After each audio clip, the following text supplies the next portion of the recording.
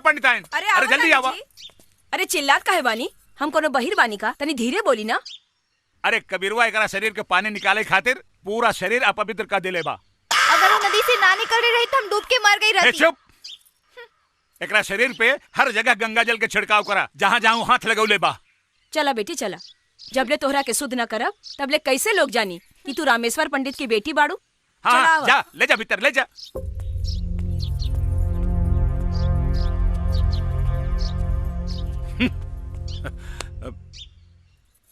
कोमल, हमके तू ई बतावा कहाँ कहाँ हाथ लगावले बतो के?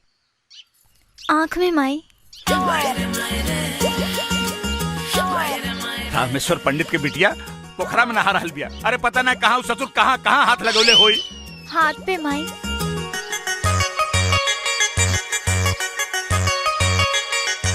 ए सुनाई ना, अरे गंगा जल डाल के अच्छी तरह से नहवैया करा के।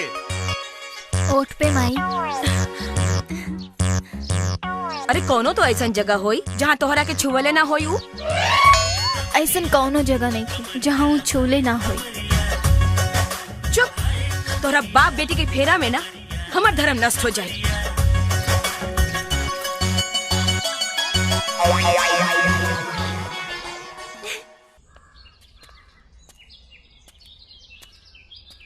ए मुखिया जी, इस सब मुंह लटका के बैठल बाड़न, कौनो शोक सभा चलता का? ना ना महाराज ना, आदमी लालीपप के बेटी हो ना, दोनों जनकवा झुमकी दोनों से परेशान बा। और कबीर से हमहू परेशान बानी। अरे ओकनी से पहले का एक इलाज होके के चाहिए। अरे पहले ओकनी के बारे में सोची, कबीर पर बाद में आए मुखिया जी। इ नौटंकी से इ गांव के जितना बच्चा जवान बा सब बिगड़ गइल बा। अरे तो ओकनी के पकड़ के लिया के इ पंचायत में 4 थप्पड़ रसीद करा, सारी नौटंकी समझ में आ जाई। हाँ पर लेके आई के कबीर। तो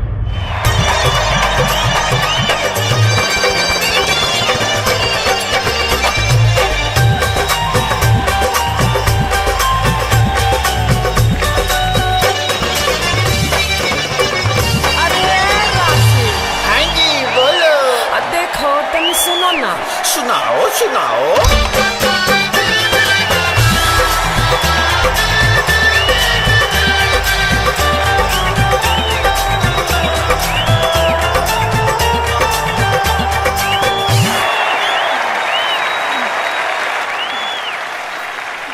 हो गई। तब चला बचल खेला पंचायत में खेलिया। अच्छा ढेर बोलबे तो पान खा के थूक दे, सारा ड्रेस के डिजाइन बिगड़ जाए। हाँ? काले रही ना, ये हमारा बस के काम नहीं खे।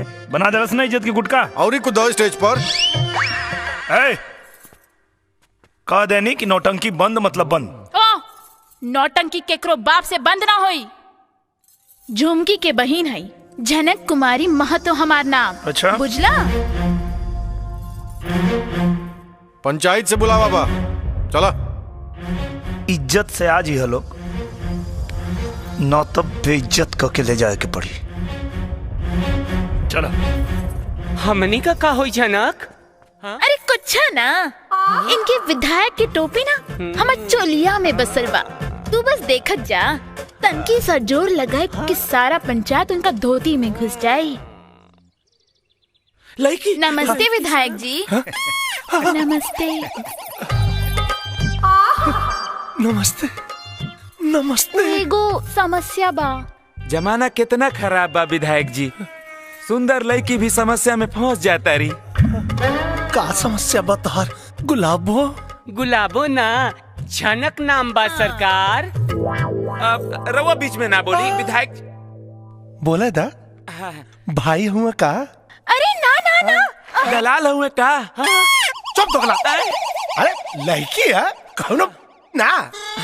वो का हो, हम और हमार बहन खुद के सिनेमा बना के दिखावत रहनी है, पर का करी, ये गाँव वाला चाहता रन कि बंद करती।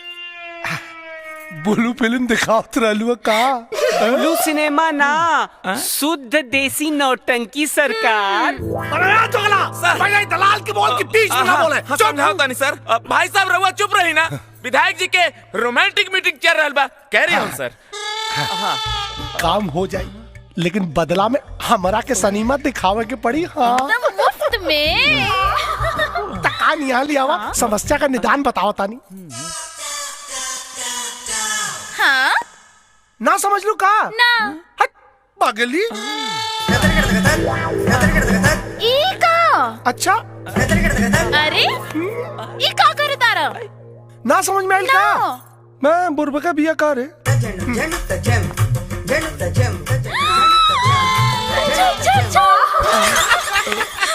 अब बस देखते जा, पूरे पंचायत के ना हवा निकाल दे। सनीमा दिखाओ ना। काम भइला के बाद। अच्छा ठीक बा। ए भाई साहब यहाँ आवा, आओ आओ। जा भाई साहब तबले हमरा लगे रही है, काम भइला के बाद इनके लौटा दे। दरोगा जी सर लड़की के साथे जा, जौनो समस्या होके ओकर समाधान करिया। यस सर।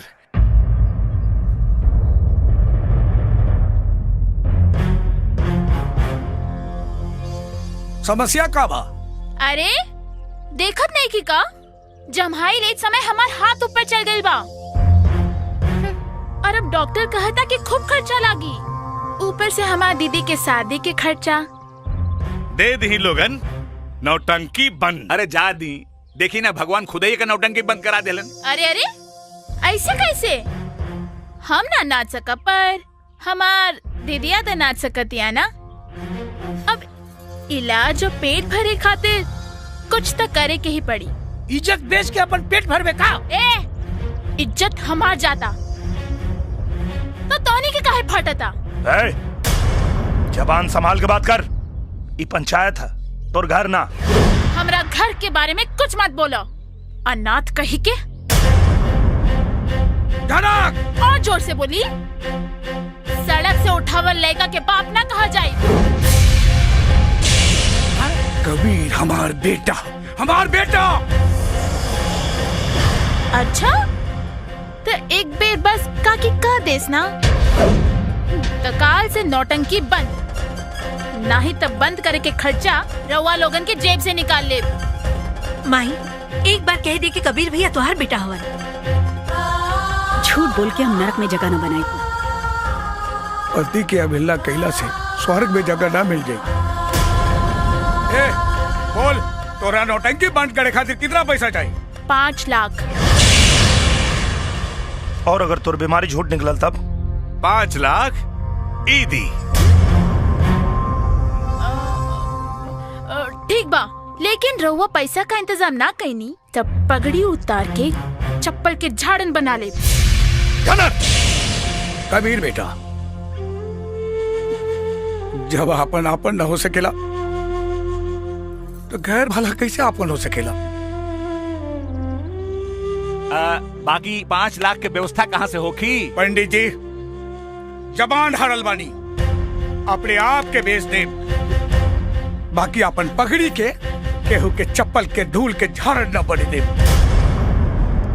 बाबूजी हमारा शरीर के कण कण आपके कर्जदार बा। इस शरीर पे पंडित दीनानाथ शास्त्री के हाथ लगल बा। अगर ये बिकैबो करी तब 5 लाख से ज्यादा में कम में ना। शाबाश बेटा। अरे समस्या से निकाले में दरोगा हमने के फंसा देलस। खोल के बतावा। हाँ, मतलब खोल के बतावा, बात बुझाई ना। अरे अरे मास्टर जी 5 लाख देवे खातिर तैयार हो गईला। पर ई दरोगा बीच में टपक के ई कहले कि अगर झूठ पकड़ा गई तो 5 लाख हम दे। एक मिनट हटा, का दरोगा? अरे दरोगा ना साले दोगला बड़े, का जरूरत रहो जब? अरे समझावा, तू ही एक समझदार आदमी बड़ा बस। हाँ सुनी, बात अगर बिगड़ जाये नु तो विधायक जी बनी खुद अपन 5 लाख रुपया रहुआ के दे दे। हाँ। बीच में बोला के क्या खाला सा बीच में बोला के? ए हमार गुलाब, अब दिखावा ना सनीमा। समस्या से निकलने के बाद बुझनी हम अबो कहता नहीं, ये मास्टरवा 5 लाख रुपया दी कहाँ से? मास्टरवा अब अपना बिटिया के बेचे या बेटा के? फूलचंद पाड़े के जाल में तब फंस गए लोग। बा ढेर पकड़ पकड़ कर बे। हाँ? चल फोन रख। नमस्ते मुखिया जी, सरपंच जी नमस्ते। ली विधायक जी बैठी। कहा चच्चा का जरूरत है वो नौटंकी वाली के मुंह लगौले के? 5 लाख रुपया कहाँ से देबा? नौटंकी कैले बिया और नौटंकी के कोनो पैसा ना होला। तोहनी के कैसे मालूम कि वो नौटंकी कैले बिया? अरे बीच में मत बोला सन। बैठ जाइए। सॉरी सर, बैठ जाइए सर। चच्चा अगर बीमारियां सही निकल गई तब का करबा? 5 लाख रुपया दिया ही। अगर झूठ निकलल तब? तो 10 लाख रुपया विधायक जी दे दी हैं। सॉरी सॉरी सर, सॉरी। पैसा तोहनी जैसन लालची आदमी के लालच है, और यहाँ बात मान सम्मान के बा। कुछ और बोला? अच्छा कुछ और? हाँ, शास्त्री जी का जूता और हमार सर। विधायक जी अगर बात सही निकलल तब? तो विधायक जी के जूता और शास्त्री जी के सर। हे शास्त्री जी, बेटा अगर जूता कपारे पे रखवा देना हमरा क्या करिए? 5 की जगह 15 लाख दे। हाँ। घर तक संभलता नहीं खे, चलल बाड़े लोग पंचायत संभाले। चला रे सर। आई सर। माई ये का कर देले तू? बड़ा भरोसा बना तोरा बाबूजी के अपना बेटा पर। वह भरोसा के क्रिया अगर हमार बेटा हार गई तो भगवान के दरबार में अकेले से कहता के तोहरा प्रमाण देवे के पड़ी। अगर हमरा सुहाग के पकड़ी दिला ना तो जहर खा के जान दे दे। हट माई। माई काकी अरे मर्दे उदासी ना ठीक लागेला तोरा चेहरा पर। कबो कबो कोनो बात दिल में भाला के तरह चुभ जाला यार। ओकरा खातिर एगो रास्ता बा हमरे पास। पंडियो जी के सहमति बा और ऊपर सोचबा तो एकदम सही रास्ता निकल आई। कौन रास्ता? कोमल से ब्याह कर लो। कर तो ले यार, लेकिन हमरा जीवन में औरत के प्यार नहीं के वो जन्मा के दरगाह पे फेंक दिया,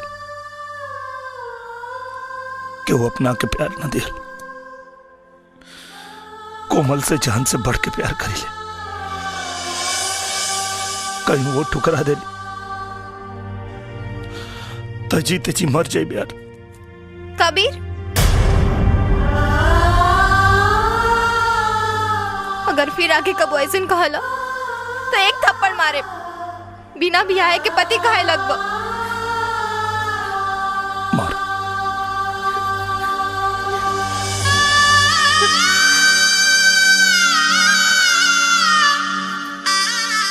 बस साथ जिए के वादा कर तो हर चरण की धूल मांग के सिंदूर बना ले।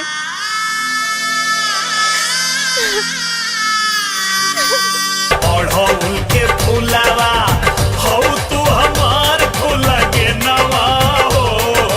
हम हई पिया जी के पतरी पिरियावा। कबीर चाचा, वो झनक के हाथ सही बा। तोरा किसे बता रे? बाजार में स्वेप सब्जी खरीदे देख ले। हाँ कसम से हमके देखला तो हाथवा ऊपर कर लेलस। हाँ जैसे वो मदारी के ले रहे। फिर बोलबे ना तो मारा मुहा बोमा पुल हो जाई। मजाक सही नहीं खे, बात सही भी हो सकता। एक काम कर लो, पूरा गांव के झनकवा के द्वारे जुटावा, और हाँ विधायक जी के जरूर बोलैया। पर करबा का? वो तक कैला के बाद पता चली।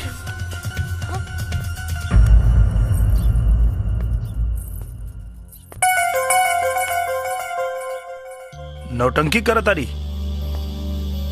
देखो कबीर, पास मत आवा। कबीर देखो, हमरा के छुओ मत, ना तो हम बाबूजी के बुला देब। बाबूजी की का बोले भी? इलाज हम करब कि तोर बाबूजी करिए? कबीर देखा ही तो ठीक नहीं के करत। कबीर हम सच कहतानी, बाबूजी के बुला देब। बाबूजी के का बुला के करबो? तुहार इलाज देखा कैसे।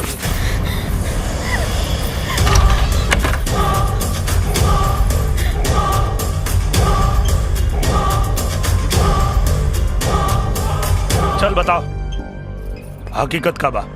ना तो गांव और पंचायत के फैसला बहुत भारी पड़ी। फिर ना तो नाचे लायक रहबे और ना नचवावे लायक। Side please, side please. आई सर, करने गई। आई आई आई आई। अब चुप काहे बाड़े? बोल। ज्यादा नौटंकी मत करे, नौटंकी वाली। हम ई नाटक विधायक जी के सिखवला पे कैले रही। अरे झूठ बोला दिया। बस बस।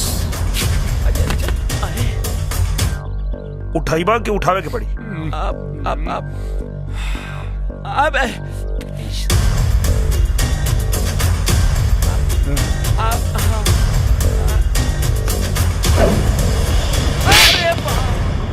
एक बात कान खोल के सुन ले, जवन बूढ़ बाप के जवान बेटा होके ना, ओकरा के कब्बो कमजोर समझे के गलती मत करी है। बाकी 5 लाख के बंदोबस्त कहाँ से करबा लालीपाप महतो?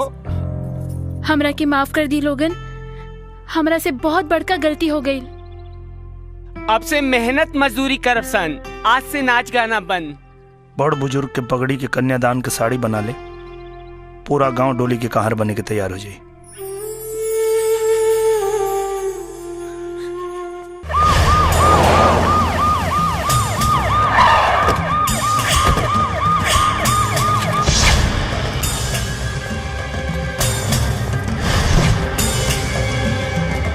जीजा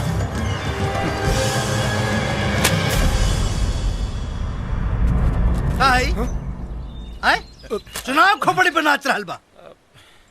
अब चुनाव चिन्ह जूता होई का? हम वैसे रहनी मंत्री जी। पलटे के चक्कर में विधायक जी पलटा गई नहीं है। हाँ है जी। है यस सर। अरे साले वहाँ खड़ा होके का बाबा जी का घंटा गाड़त रहला। अरे साला हमके अगर टेंशन में ब्लड प्रेशर हाई हो गए बवासीर हो। तू साले हमरा के नाम मंत्री जी, कम से कम वर्दी के तरह वाली लिहाज करी। ई लोग के चक्कर में ई दरोगा दोगला बन गया है। ठीक है कहता रहा। आज हमारा समझ में आया कि कहावत कितना सही बा। जोरू का भाई एक तरफ और सारी खुदाई एक तरफ। सही कहा तानी जी। आइए, आप यही की कमी थी, सुपारी दे रहे। दीदिया चुप रहा। इतना सुघर सार केहू भाग्यशाली के ही मिलेला। उठी ओने जाके बैठी। अच्छा। ई हमार बबुआ खातिर कुर्सी बा, रउआ खातिर तो प्लास्टिक के कुर्सी बा, ताकि बवासीर में तनी कम दर्द होखी। जी देखता रे, राज्य चलाए वाला घर चलावे में कितना असमर्थ बा। अब बुझाई जीजा हमरा के थप्पड़ काहे ना मारना है? इनका के चप्पल खाई पड़ी। ढेर ना यहाँ के हमारे जीजा जी। तुम लोग साले सुधर जाओ। कितनी तकलीफ दोगे तुम लोग, मैं क्या करूं भाई। हेलो, दिमाग का फालूदा निकल जाए। पाकिस्तान से हैदर अली। हेलो जी। हाँ हाँ जी जी। हाँ हैदर अली साहब, वालेकुम प्रणाम। वालेकुम सलाम चौबे जी, कहिए सब खैरियत? जी जनाब, हिंदुस्तान प्रगति कर रहा है। चुनाव नजदीक है। अब अगर जनता की सहानुभूति मिल जाती तो चुनाव तो हम ऐसे ही जीत जाते। सहानुभूति ठीक है, चलिए कर ही देते हैं हंगामा। दिन और तारीख आपका और काम हमारा। अरे जनाब शुक्रिया। तो लीजिए लगे हाथ, दाऊद हसन साहब से बात कर लीजिए। हाँ दीजिए दीजिए। वालेकुम प्रणाम हुजूर। 14 अगस्त का जवाब होगा 20 दिसंबर। हाँ खुदा हाफिज।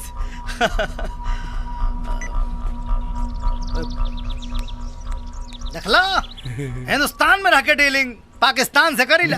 अरे जीजा के कर बाड़ा जुत्ता खाए वाले के दीदिया। दीदिया कहाँ पड़ा बता रही। एक बात बताओ, तोरा सर पे जूता के रखले रहे? मास्टर दीनानाथ शास्त्री का बेटा कबीर शास्त्री। कबीर शास्त्री तो बेटा कबीर, अब की दंगा में पेला जेबा तू।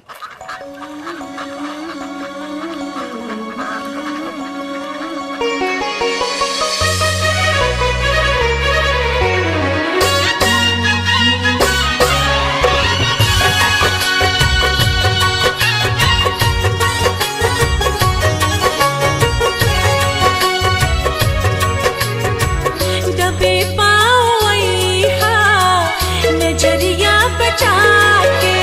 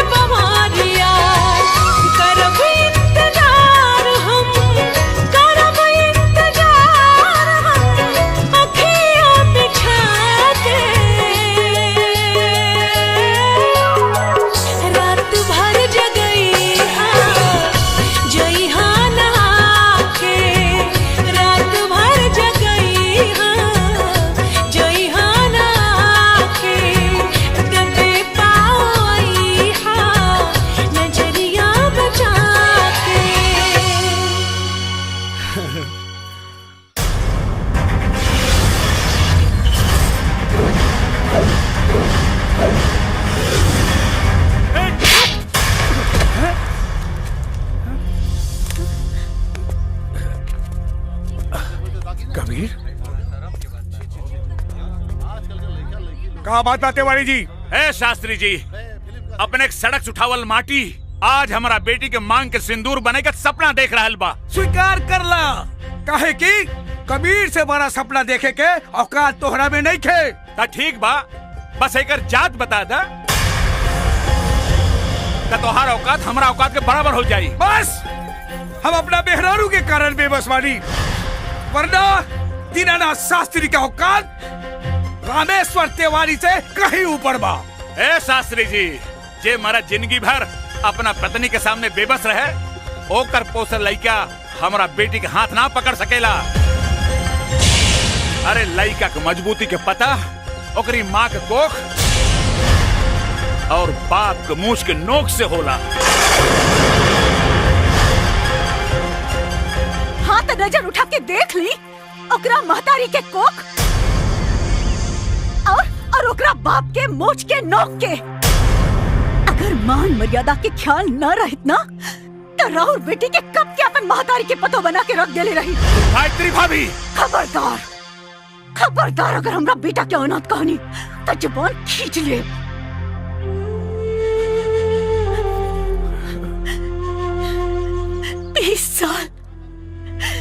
20 साल लग गए हमरा के अपन बेटा पहचाने में। रवा तो 7 जन्म में भी ना पहचान पाई।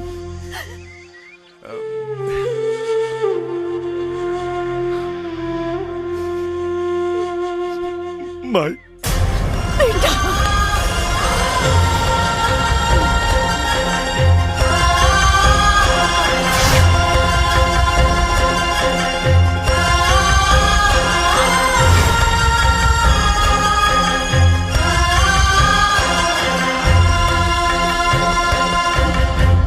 यह एहसान के कर्जदार हमरा और जिंदगी भर है।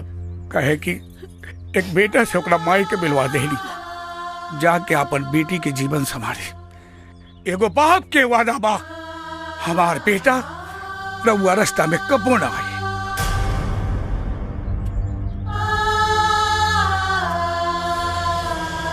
बाबूजी रवा रोवा तानी। रे नारे पगली, इतना खुशी के आंसू बा। ब्याहे के 25 साल बाद पंडित दीनानाथ शास्त्री के परिवार पंडित रामेश्वर तिवारी के वजह से आज पूरा भइल।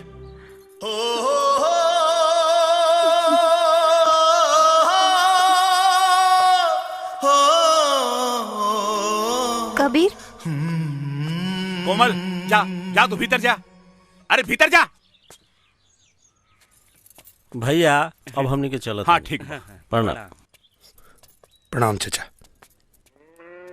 पंडित जी का फैसला बदल गई का? हाँ, बदलल फैसला ही बतावे खातिर आइल बनी। तब फिर एगो हमार बात सुन ला, हम कोमल के बियाह तय कर देले बानी।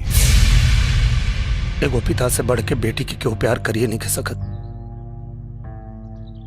हम अनाथ प्यार के मतलब का समझे। अपने के बेटी हमरा के प्यार के मतलब समझा दे। अब देवता मंदिर में रहे या घर में, का फर्क पड़ा था। वो हमरा के हमरा माई से मिलवा देली। अगर हम उनका के अब उनके पिता से ना मिलवा पाई तब बहुत बड़ गलती हो जाए। कहीं तोहार यकीन तोहरा प्यार के झूठ ना बदल दे। प्यार के दूसर नाम विश्वास होला चाचा, और हमनी के प्यार के बुनियाद तन पे ना मन पे टिकल बा। कसम कोमल और कबीर के प्यार के। अगर हमनी के जज्बात अपने के फैसला के बीच में आई तो हमनी के प्यार प्यार ना पाप होके। कबीर,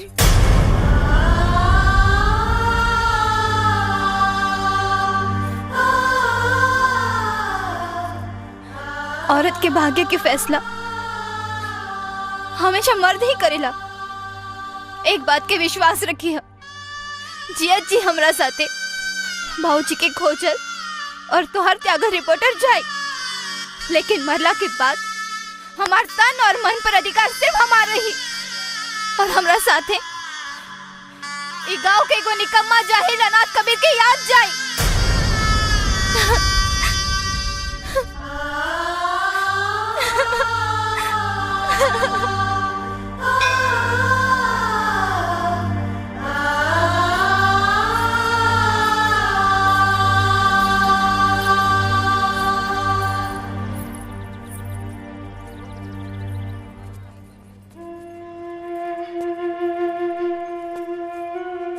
एगो एहसान करी हो, सिंदूरदान के समय हमरा सामने मत रही हो, ना तो जिए ते जी मर जाए। नया जीवन के शुरुआत करे जा रहा बड़ो, तो के हमार उम्र लग जाए। मरे से पहले तो तोहरा दुल्हन के जरूर देखब, हमरा से सुंदर बाड़ी की कम, काहे कि ई दुल्हन के जोड़ा तोहरा सम्मान खातिर पहनले बानी।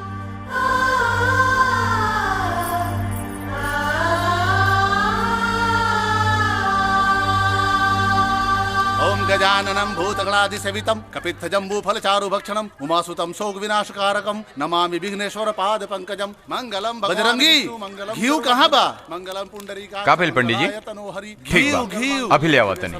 हाँ तनी जल्दी ले आई हो, ना तो मुहूर्त का टाइम बीत जाई। ओम शांताकारं भुजगशयनं पद्मनाभं सुरेशं स्वाधारं जगन्सदृशं मेघवर्णं शुभांगं लक्ष्मीकान्तं कमलनयनं योगिनिजानगम्यं वन्दे विष्णु भवदर सर्वलोकैकनाथं। ओम श्री अग्ने नमः। अरे हाँ हाँ देखो तो होने कहा रे, चल चल।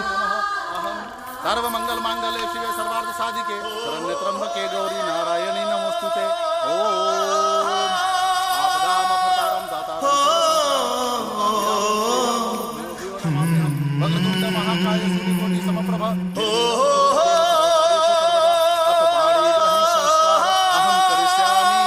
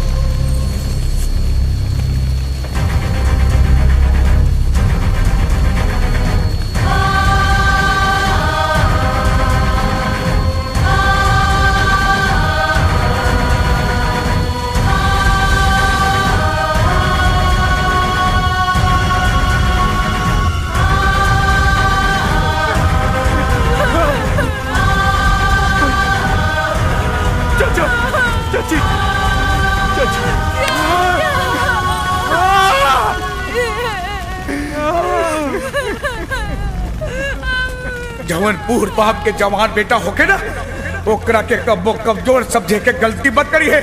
कबीर हमार बेटा, हमार बेटा। 20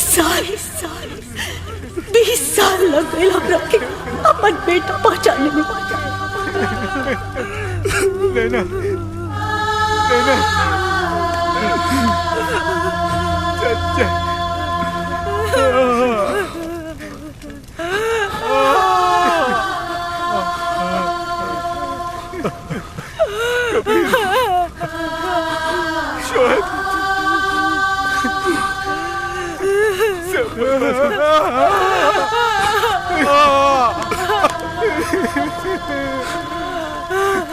हमने से रब ना रूठे,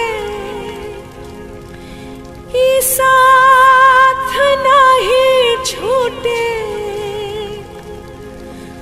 कब कबो टूटे नाही डोर से पतंगवा हो।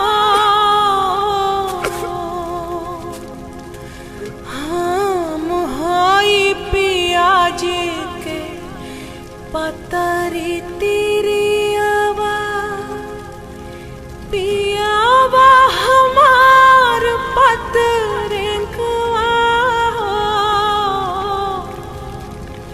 पियावा हमार पतरेंकवा हो।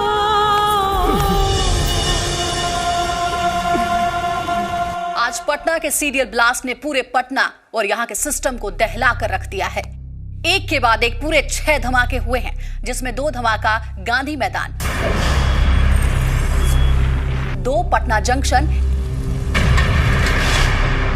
1 एग्जीबिशन रोड और 1 गायत्री मंदिर में।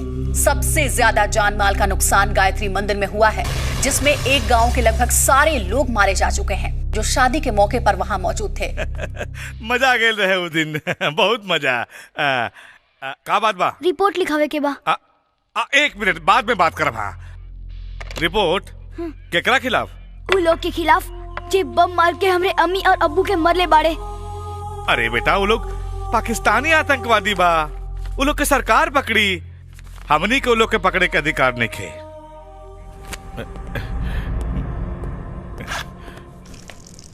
अरे ये क्या करता रे? हाँ? अरे साहब देखिए मुंह तता। ई का कैले? हमार अब्बू कहत रहे जे थाना में थानेदार रह के थानेदारी ना करे, उ थाना ना पिसाब खाना होला। साले!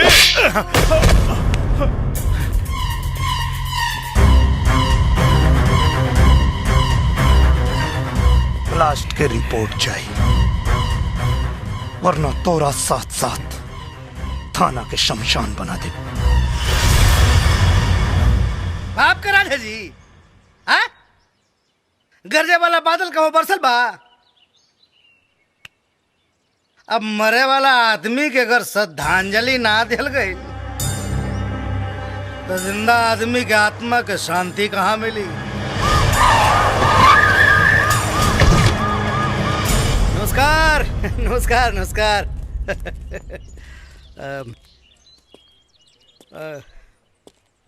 नाराजगी जाहिर बा, हम बूझ रहल बानी, बाकी मुआवजा के रकम बहुत जल्द पहुंचावे के हम कोशिश कर रहल बानी। मुआवजा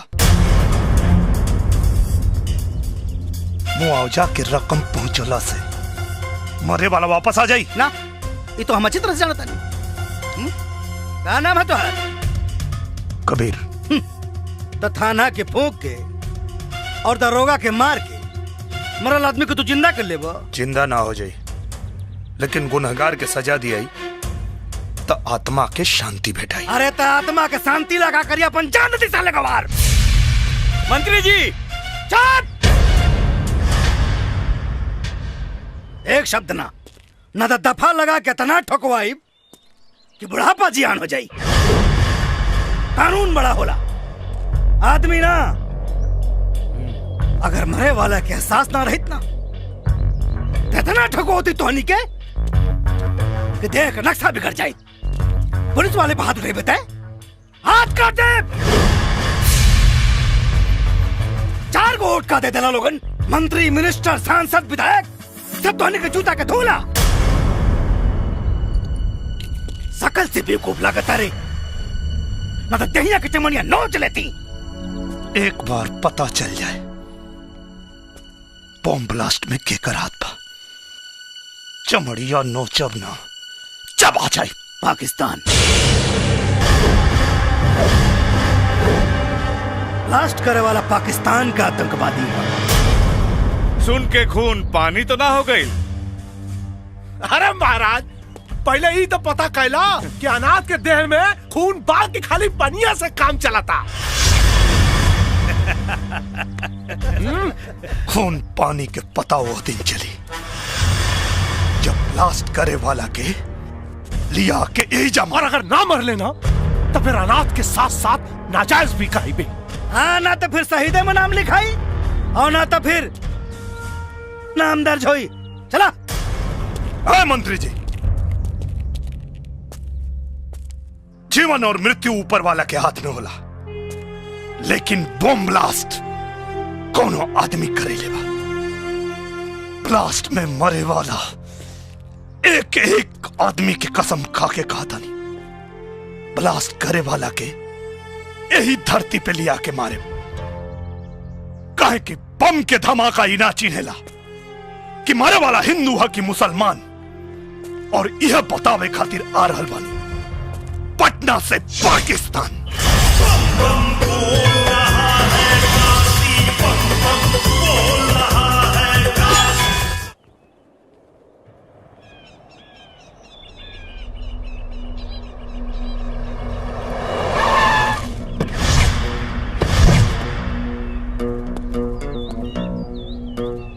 इस बदतमीजी पर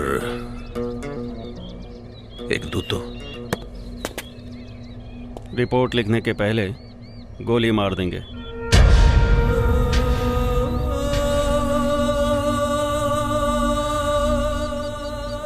कमबख्त हंसी भी उस वक्त आती है जब हमें किसी पर गुस्सा आता है। गुस्से को दबा के रखिए, गर्मियों का मौसम है, फट जाएगा। वैसे हम तो यहाँ इस बात की इतला करने आए हैं कि आपके नाम की हवा पूरी कराची में है। एक जरा सा तिनका भी बड़ा जख्म दे सकता है। दवा की जरूरत नहीं पड़ेगी, और अगर पड़े भी तो आपके बदन से निकालेंगे।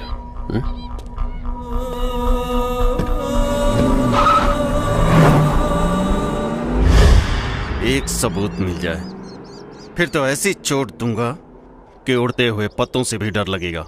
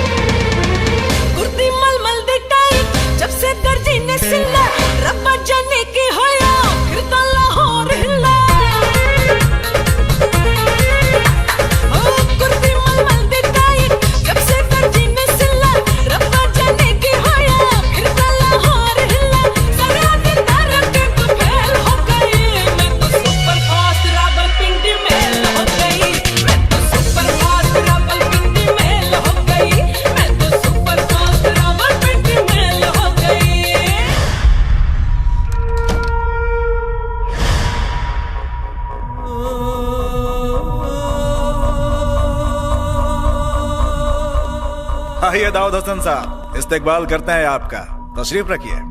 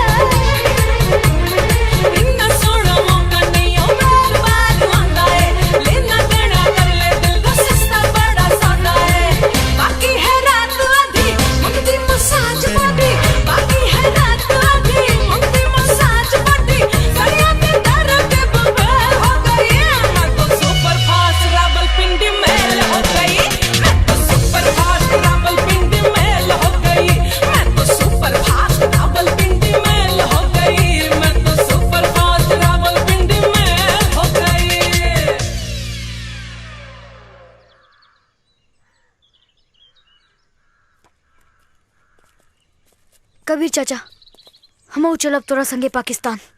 और कहीं तोहरा चलला से तोहर कबीर चाचा कमजोर पड़ गई तब? कमजोर ना पड़ी देव चाचा, काहे कि अगर बचपन में माँ बाप की साया सर से उठ जाए तो लड़का बचपने में जवान हो जाला।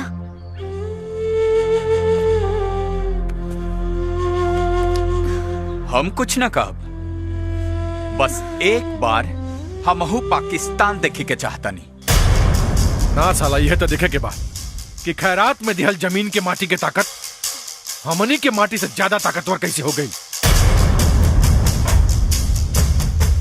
ठीक बा।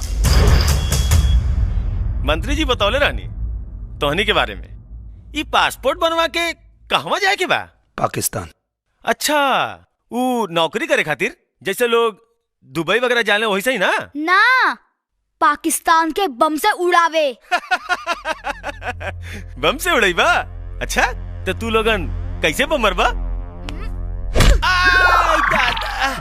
ऐसे बम के चोट पर त चिल्लैले, बंदूक के नोक पर निकल जेबे।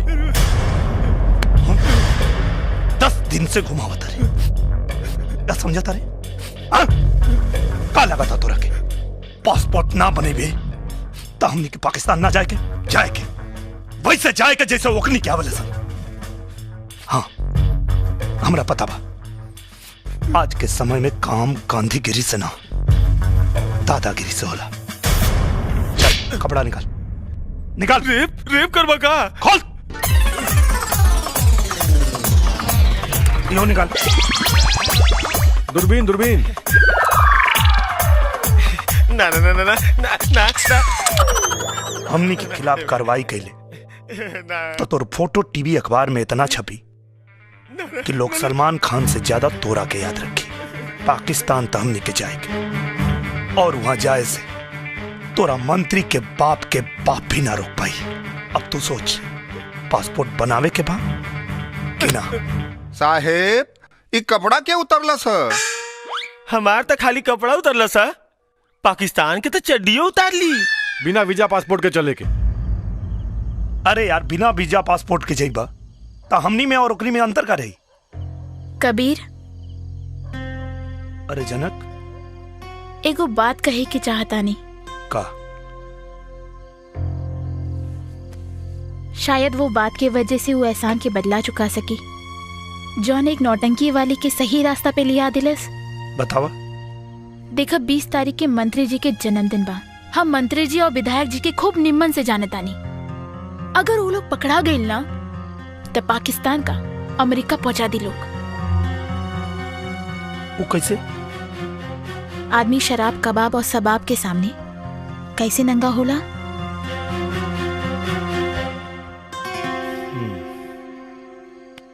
ठीक बा, पहले ही जोखिम हम और शोएब उठावे के।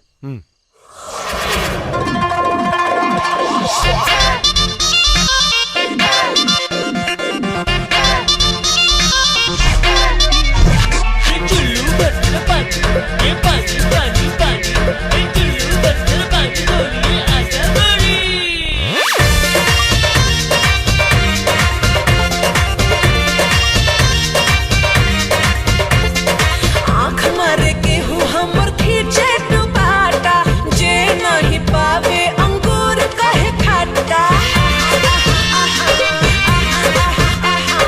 वैसे तो हई रउआ बड़का शिकारी, एक बेर चोंच तनी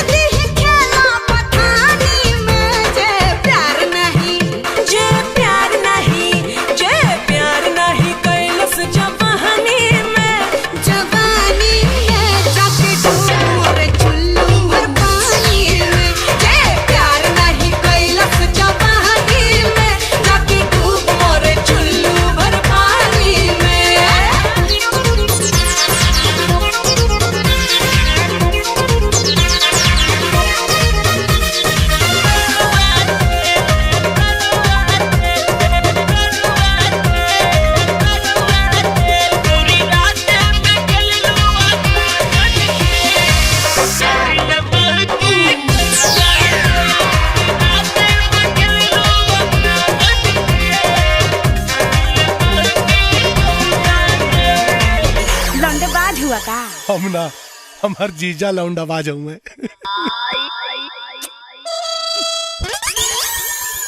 कोना काम में के बाई जवानी जेकर बनल ना कोना कहानी ई उमरिया के फेरा बाईसन एमे होत रहे अक्सर नादानी अगिया से बोला लपट उठी कैसे अगिया से बोला लपट उठी कैसे जदी परे ना लौना चुल्हानी में लुका छिपी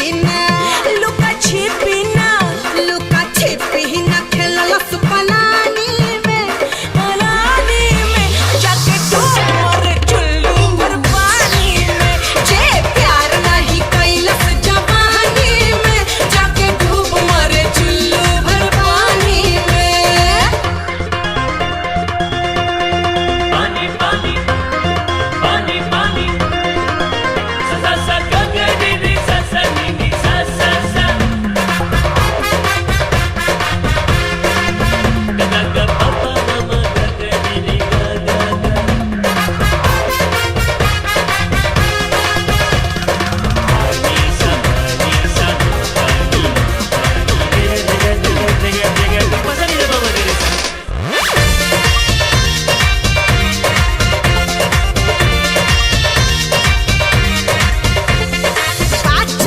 दिन के चंदनिया एमे आवेला प्यार वाला सीजन वो आई नाजू के रतिया फिर जल्दी से ले ली डिसीजन मौका गवाई बात बड़ी पछताईबा मौका गवाई बात बड़ी पछताईबा रह जाइबा गाथा कहानी में जदी प्यार नहीं हाँ प्यार नहीं जदी प्यार नहीं कैला जवानी में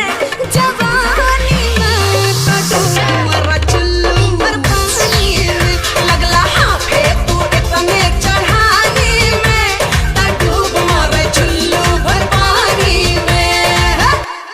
Okay, baby, come on. Okay.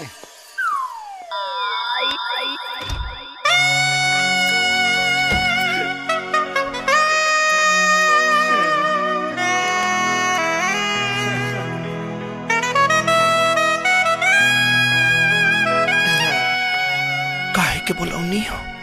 तो हर बलात्कार करेगा माई पैक बाड़ू की उद्घाटन हो चुकल बा। ओ मंत्री जी के रहते दूसर के उद्घाटन करी। सही, एकदम सही। आई ए ऊ का चमक रहल बारे। फॉरेन से मंगवाइले बानी, चमकी ना। अच्छा, तब तो भीतरा फॉरेन साबुन लागल होई। सूंघ के देख ली, कोना कंट्री के साबुन लगैले बानी। गंधावता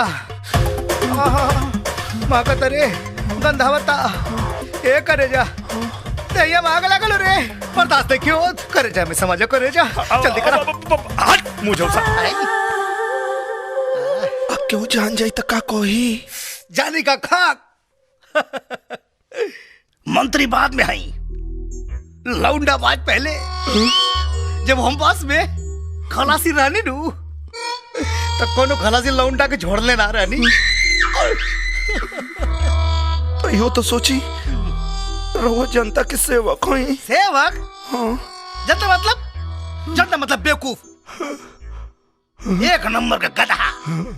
जब वोट की जरूरत हो गए तो हाथ जोड़ लेवे के, अगर बात पिछवाड़े दुलत्ती मार के भगा दे। जान फालतू बात करेंगे समय ना, जल्दी से आजा, जल्दी से आजा करे जा, समझ आ, जल्दी से चला। विधायक जी के पता चली तो विधायक ससुरा हम उस बड़ा लागल होई कत्तो कीर्तन थोड़ा करत होई। अरे जल्दी करो हो, ए हमार पावर हाउस।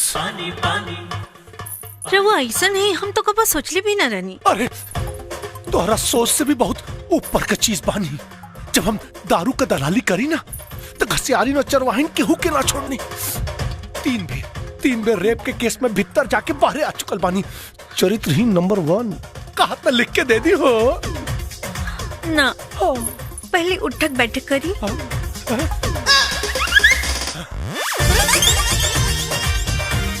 बास की अवरी थोड़ा और। अच्छा पहले ही से दहिया गरमाइल रहल है, उठा बैठे कहीं और गरमा गई नहीं एक बेर। अरे इतना काम जनता खातिर कैले होती तो आज विधायक से मंत्री ना बन जाती। मंत्री बनले में वो मजा नहीं खे जवन तोरा के पकड़ने में बा। जनता की रउआ के बारे में मालूम पड़ी तो का सोची? सोचेगी जनता अगर इतना होशियार रही तो हमारे जैसा के विधायक नानू बनाई लोग। बातचीत छोड़ा, अब बर्दाश्त नहीं क्यों, जल्दी से आजा आजा ना।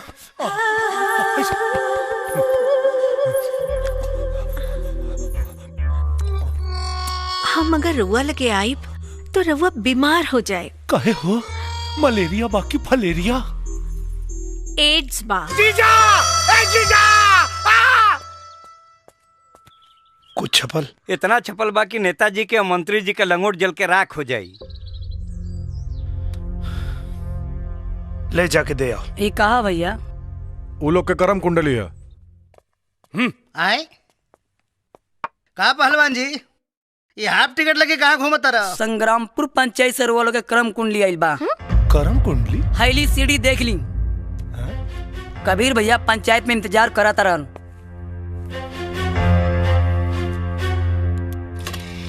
लगा जल्दी से सर। देखी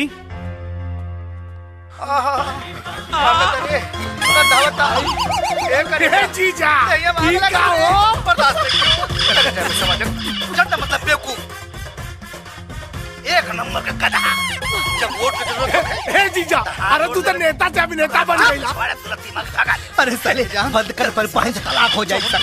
पकड़ने में जनता की रउआ के बारे में मालूम पड़ी तो का सोची? अरे साले सोचेगी बात का सबक अगर इतना होशियार रही। अरे साले माई के पेटवा में कैसे रले साले?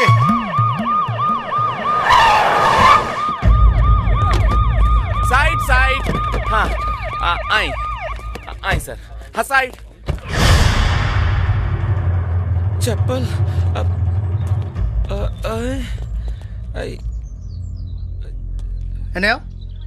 ये सब कहा रे? जीजा जी पब्लिक का मिजाज ठीक नहीं खिलाकर चुपचाप निकल चले। जूता चप्पल से डरा गए। जिंदगी भर विधायक रहा सारे को मंत्री ना बन पाई। जियो शेर। जीजा जी हम रउआ के प्रधानमंत्री बनल देखल चाहता नहीं। अरे वो आगे बढ़ी। हाँ जाए। चुपचाप आगे बढ़ो, जाके बात करा से। का भाई कबीर कहा नौटंकी होता है सब है? यही जगह बतीबा के अंदर चल के बताई। भीतर ठीक रही। चला आवा। अब भीतर कहाँ लेके जाता है? हाँ विधायक के सामने बैठल बाड़े।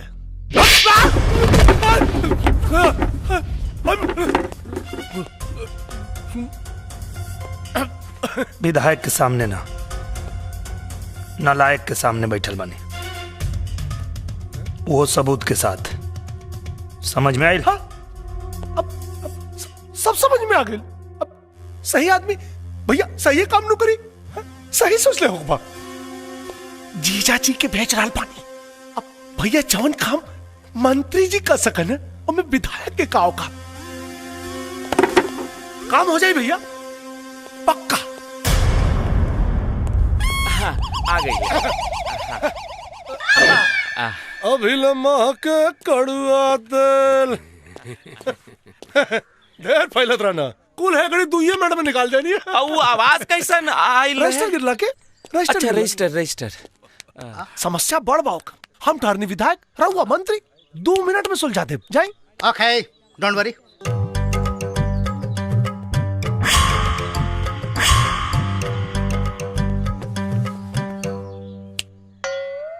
मंत्री के सामने बैठा है, डर नहीं लग रहा है? कुत्ता कटला के इंजेक्शन बाजार में मिलेला। कुत्ता किसको बोला है जी? तोरा के। शेर बोल। शेर तुम्हारा लिहाज कर रहे हैं, नहीं तो नटाई में दोनों उंगली डाल के ऐसे उल्टा लटका देते। वापस कर, वापस कर। का भइल सर? हाँ का भइल? लगा था फिर रजिस्टर गिरल। कतना रजिस्टर बा अंदर हो? बॉम्ब ब्लास्ट में केकर हाथ रहे? बम ब्लास्ट हमरा का पता? का भइल सर? काहे रोतानी? अपना खातिर ना जीजा खातिर रोवतानी। वो पाकिस्तान में अलहायदा नाम की एक संस्था है जो वो वाली फ्रंट पार्टी से जुड़ा हुआ है यार पाकिस्तान में। संगठन चलावे वाला के नाम? अब लीजिए मैं यहाँ हिंदुस्तान में रहता हूँ यार, पाकिस्तान के बारे में सफल मंत्री को बोल रहा है। अरे बाप, अरे उठी सर। अरे अरे का भइल सर? अरे लगा था आज हमार बहन विधवा हो जाई रे दादा। ओ, मैं पाकिस्तान के दौरे पर गया था तो वहाँ कुछ लोगों से मेरी छोटी मोटी फ्रेंडशिप हो गई थी और तब से लेके आज तक वो फ्रेंडशिप चल रही है। चल रही है ना? इतना लोग के ये क्या है? वीजा पासपोर्ट आवे जाए और वहाँ रहे खातिर व्यवस्था। आए है ये पहलवानमा को ले जाके क्या करोगे भाई वहाँ पे? तोहरा साथे गइल रहे ना पाकिस्तान? हाँ पहलवान लागा था तोरा के क्यों आपन याद करा था। हाँ वार्तालाप करने का ऐसा तरीका पहली बार देखा है भाई साहब। नमस्कार। ऐसा गद्दारन के हाथ में देश बा। शुक्ला जी। जी सर। आप वीजा और पासपोर्ट रेडी करवाइए। यस सर। और अनंत सारन के ना पाकिस्तान बाई रोड भेजे के हो। यस सर। हाँ और हाँ हैदर अली को फोन लगाओ। यस सर। है और पहलवानों को वीजा पासपोर्ट बनवाता था। हमार का हिला बाद में बताएंगे। हाँ हेलो हेलो मंत्री जी बात। हाँ हाँ हाँ जी। सलाम जनाब। अरे वालेकुम प्रणाम। और बताइए सब खैरियत? सब मजे में मजे में। इन धमाकों से कुछ चुनावी फायदे नजर आए? अरे जीजा जी का चेहरा देख ली खुदा पता चल जाई। चुप। हाँ जी जी आप क्यों? फायदे की बात, हमारा फायदा तो हो ही रहा है। हम तो आपके फायदे के बारे में सोच रहे हैं। क्यों मजाक कर रहे हैं जनाब? पहला मिशन जिसने फेल किया है उसे हम आपके हवाले करने की सोच रहे हैं। जी तो चाहता है क्या कि जुबान चूम लूं। हम गुड़ से भरा हुआ ट्रक आपके यहाँ भेजेंगे। इधर का कागज हम तैयार कर लेंगे, उधर का आप कर लीजिएगा। लेकिन ले जाने वाला लौट कर वापस नहीं आना चाहिए जनाब। भेजिए। खुदा हाफिज। खुदा हाफिज। दाऊद हसन साहब। अस्सलाम वालेकुम। अदर साहब सब खैरियत में? सब खैरियत जनाब। लाजवाब खबर लाया हूँ। शहनाज की सगाई की तारीख बताने आए हैं। उससे भी उम्दा 14 जुलाई को जिस शख्स ने आपको शिकस्त दी थी उस नामुराद को आपके हवाले करने आया हूँ।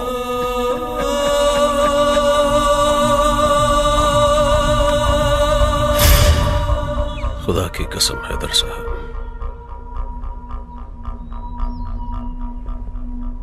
उसकी मौत देखने लायक होगी। शुक्ला सर। सारे कागजात, पासपोर्ट, वीजा और पाकिस्तानी करेंसीज कबीर को हैंड ओवर करो। सर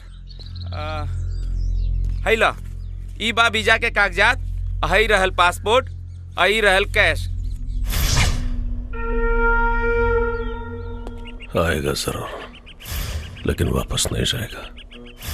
पाकिस्तान के दामन को जो दाग लगा है कि पाकिस्तान आतंकवादियों को हिंदुस्तान भेजता है, वो दाग हमेशा के लिए मिटाऊंगा। बल्कि दुनिया को बताऊंगा कि हिंदुस्तान अपने आतंकवादियों को पाकिस्तान भेजता है। का आई सब हो? एकरा में देसी कट्टा, देसी बम यूपी, बिहार, झारखंड के हर जिला से आयल बा और जाके पाकिस्तान के तू लोग दिखा दो। ये हथियार पाकिस्तान के अमेरिका से खरीदे के पड़ी कि ये हमरा हर गांव गांव में बनेला। हिंदुस्तान के तो बातें छोड़ा, खाली यूपी बिहार चढ़ गई लू था दुनिया के नक्शा में पाकिस्तान हमेशा ला खत्म। सब हथियार पे गुड़ चढ़ावा। देखा था नहीं कौन साला पकड़ा था।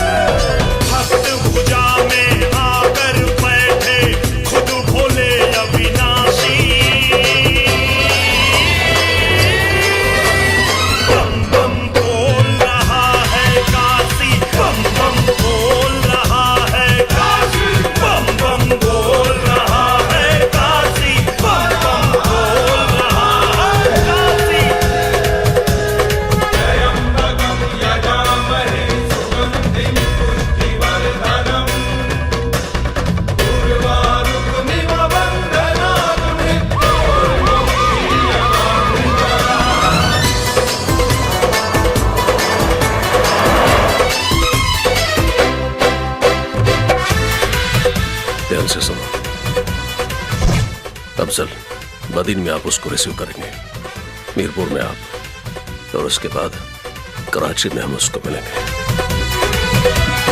मिटा के हस्ती अब दुश्मन की सांस चैन की लेंगे, ईंट का पत्थर से जवाब हम जंग में लड़ कर देंगे।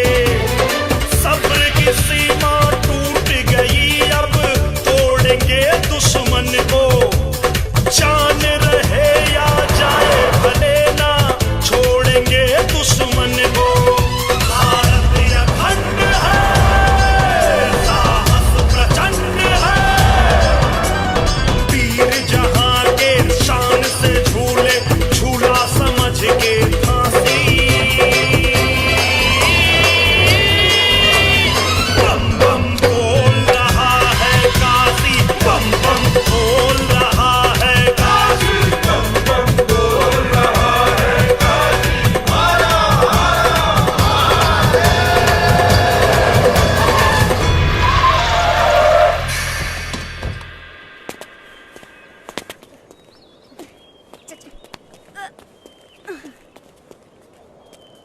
तुम सब में कबीर कौन है?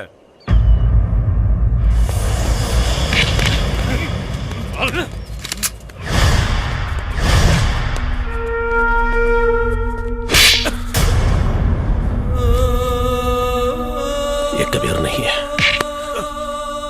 ये कबीर है। ये कबीर है।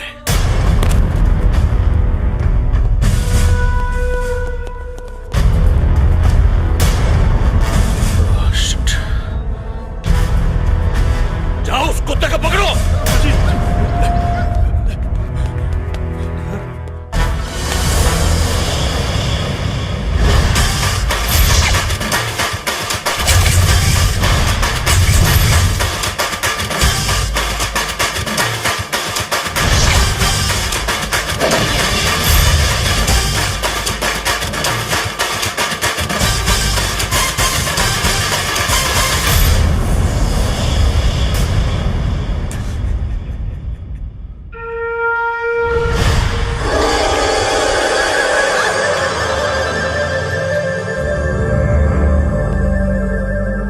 जान के सौदागर।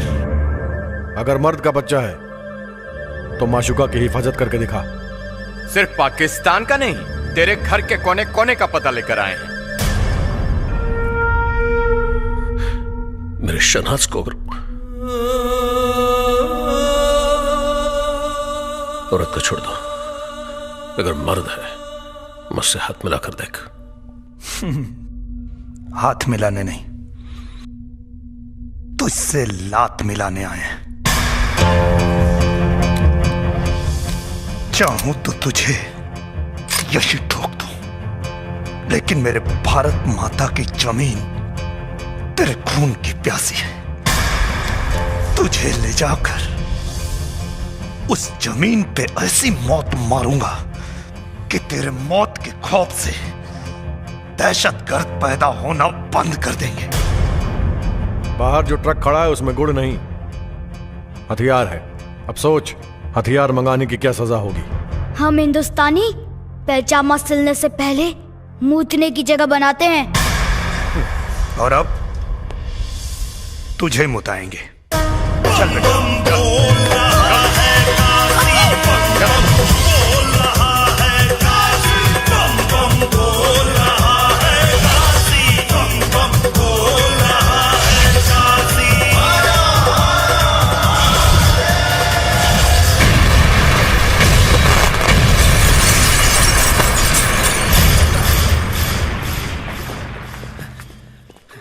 अबे फोन उठा मच्छर जात। हमारी शहनाज को कुछ नहीं होना चाहिए। अरे बेगम साहिबा, आप बेफिक्र रहिए, शहनाज को कुछ नहीं होगा। हम उसके अब्बू है ना, कुछ नहीं होगा उसे। हम आपकी सियासत पर अपनी बेटी की कुर्बानी नहीं देंगे। सर, पाकिस्तान से phone sir. Hello, I am Choubey from Hindustan. अबे चौबे फ्रॉम हिंदुस्तान, तुम्हें ट्रक में हथियार भेज दिया? अरे हम तो यहाँ से गुड़ ही भेजे थे। अब पाकिस्तान की धरती में वो गुड़ अगर हथियार बन गया तो मैं क्या कर सकता हूँ। तुम्हें तो दौड़ा दौड़ा के मारूंगा। पिछवाड़े में बम नहीं बांध दिया तो नाम बदल दे। धमकी नहीं। धमकी? हेलो, हमारे यहाँ 10 मरता है तो एक मुखिया पैदा होता है। हमारे यहाँ 100 मुखिया मरता है तो एक विधायक पैदा होता है। और अब आप खुद सोचिए कि कितने मादर डॉट डॉट मरे होंगे तब मैं एक मंत्री पैदा हुआ हूँ। सबको दौड़ा दौड़ा के ये लुधियाना से लेकर लाहौर तक नहीं भगाया ना, तो मेरा नाम भी हैदर अली नहीं। इस रूट की सभी लाइनें व्यस्त हैं। कृपया जब तक मामला सॉल्व ना हो जाए तब तक फोन ना करें। टीटी पूपा पू टिन टिन टिटों। का भाई ले जीजा कौनो प्रॉब्लम बा का? हाँ, पाकिस्तान के पिछवाड़ा फाट गई हो, तू सीए जाइबा।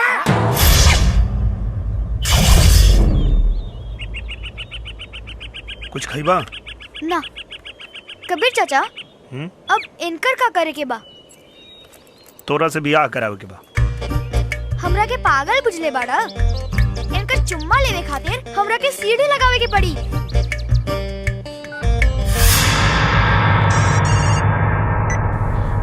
शहनाज, और दहेज में का मिली? शहनाज तुम्हारी आवाज ये खंडहर। ये कोई मामूली खंडहर नहीं, यहाँ का बहुत ही मशहूर वज्रस्थान का खंडहर है।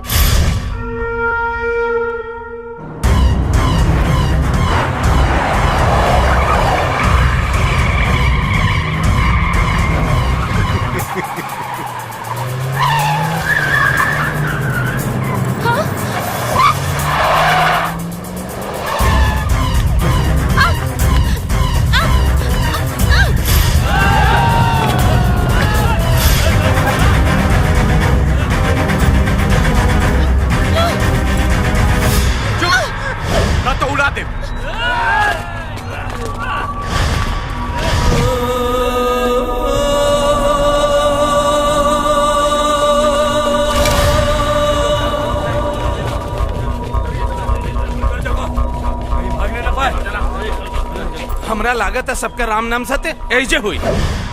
ये पाकिस्तान की जमीन है, यहाँ पे राम का नहीं अल्लाह का नाम लो, तब शायद वो तुम्हारे गुनाह बख्श दे।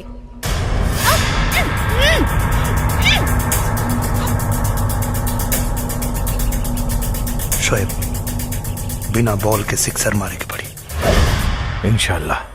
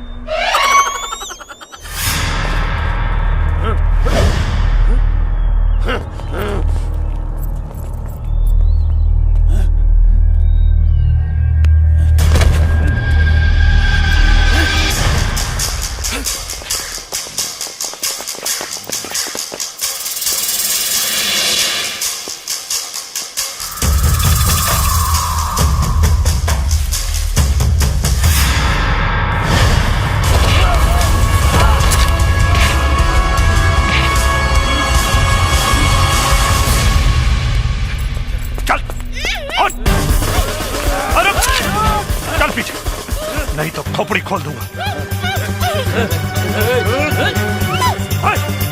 चल पीछे चल।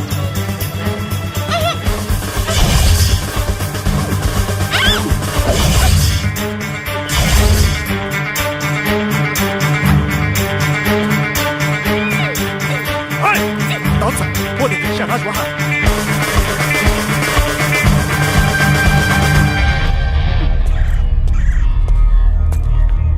बचा लीजिए उसे।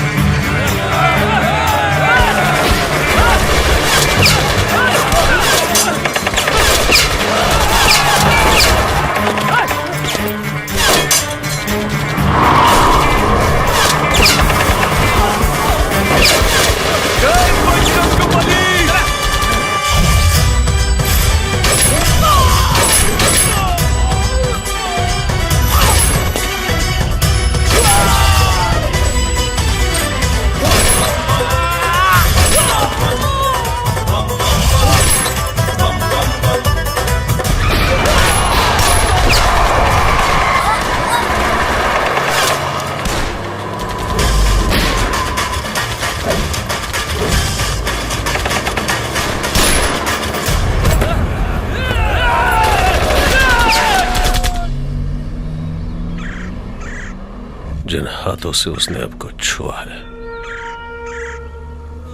ऐसे काटूंगा कि अगले 7 जन्म में पैदा तो जरूर होगा, लेकिन किसी को छूने के लिए उसके पास हाथ नहीं रहेंगे। घर चलिए अब्बू।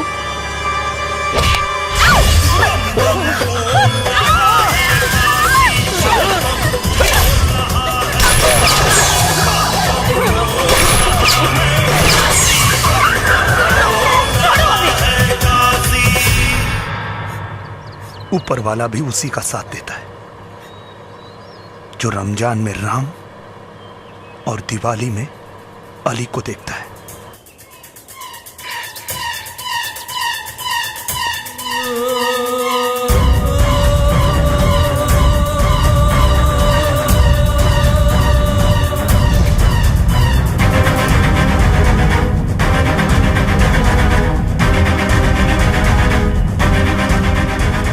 कर दिया था।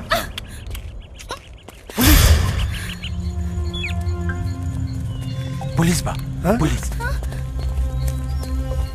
इनकी माँ का हमने की पुलिस से कुछ लेवे देवे के नहीं के, हमने के टारगेट के होर बार। चलो यहाँ से, चला। चलो तू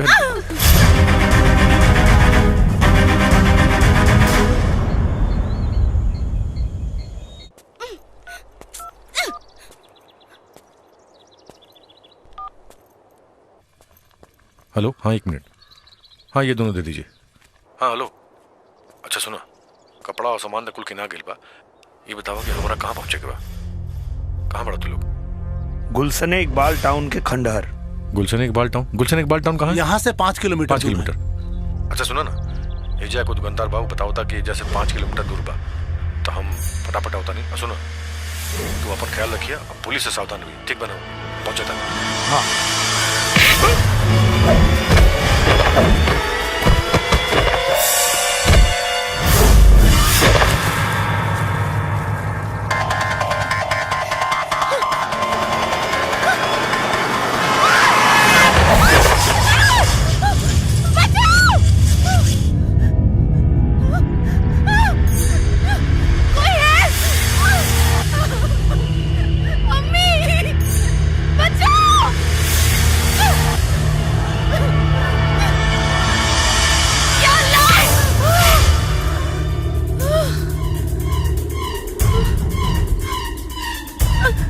छोड़ दूं अभी? नहीं।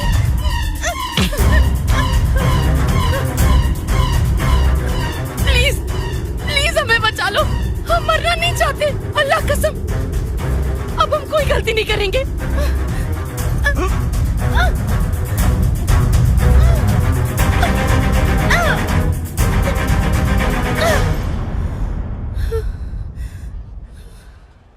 अब समझ में आया जिंदगी और मौत के बीच में क्या फर्क है?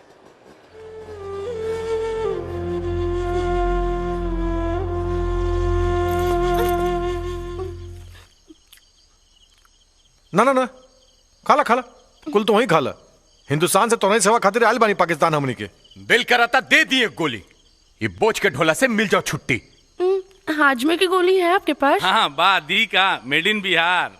एक गोली में पेट साफ और दूसर में आदमी साफ। हुसैन के खाना खिला दे लोग।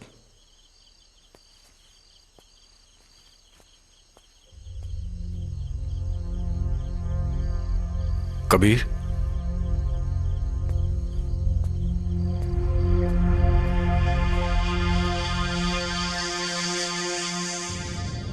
कोमल बुआ जन्मदिन मुबारक।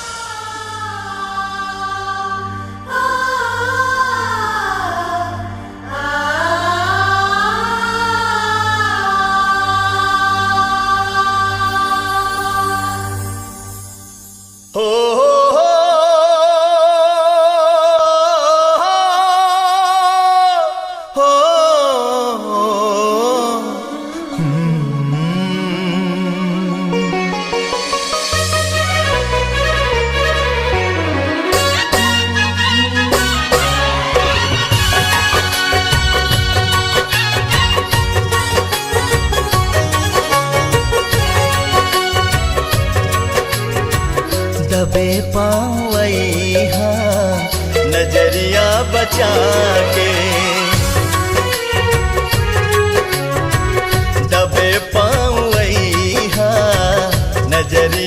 बचा के केवाड़ी के पल्ला अगर बंद पैहा सिकड़िया बजैहा नजरिया बचा के दबे पावैहा नजरिया बचा के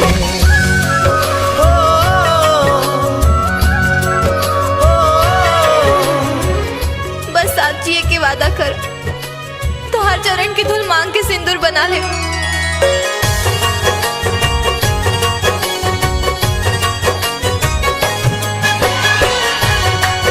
मरे से पहले तोहरा दुल्हन की जरूर देखब हमरा से सुंदर बाड़ी की कम।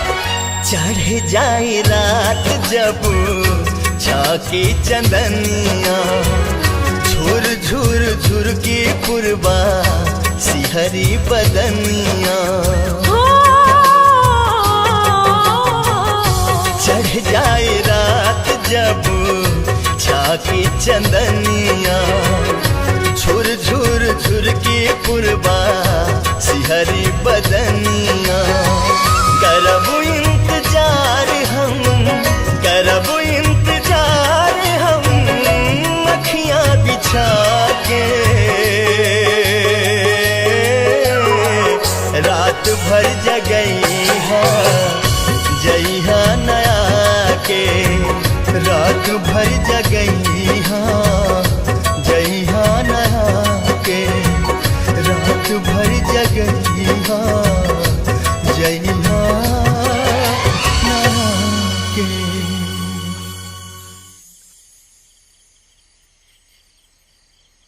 ये कोमल कौन है?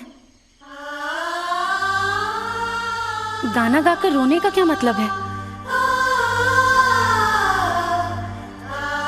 मतलब ही तो जीवन का मकसद बन गया। बचपन से जवान होते जिसे देखा, अनाथ होकर भी माँ बाप का प्यार और लाल चुनरी में सजी दुल्हन मांग में सिंदूर पड़ने से पहले ही मांस के लोथड़े में बदल गई। उसी का नाम था कोमल। लेकिन ये सब किसने किया? आपके अब्बू हैदर अली ने और आपके मंगेतर दाऊद हसन ने। नहीं नहीं, ये झूठ है। एक मिनट, आपके कहने से झूठ नहीं हो जाएगा। कागज में लिखे हुए सबूत दस्तावेजों की तरह होते हैं जो सच कहते हैं, झूठ बयां नहीं करते।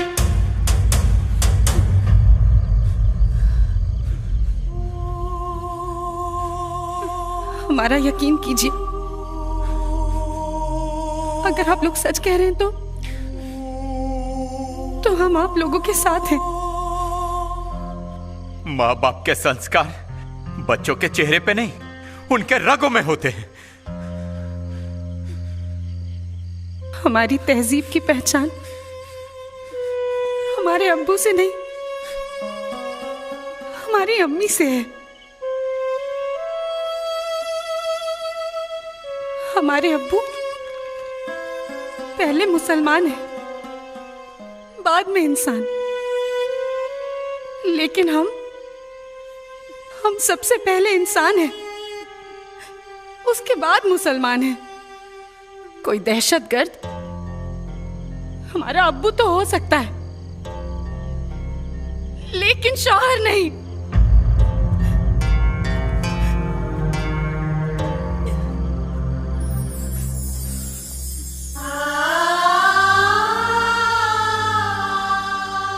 हमारे यहां औरत को देवी का दर्जा दिया जाता है।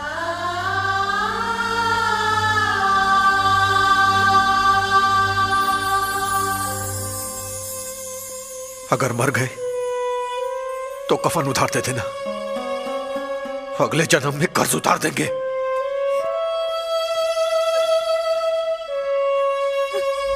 हमारा फैसला बदल गया तो अब उस दिन बदलना जिस दिन हैदर अली और दाऊद हसन से मजबूत हाथों में मिल जाए।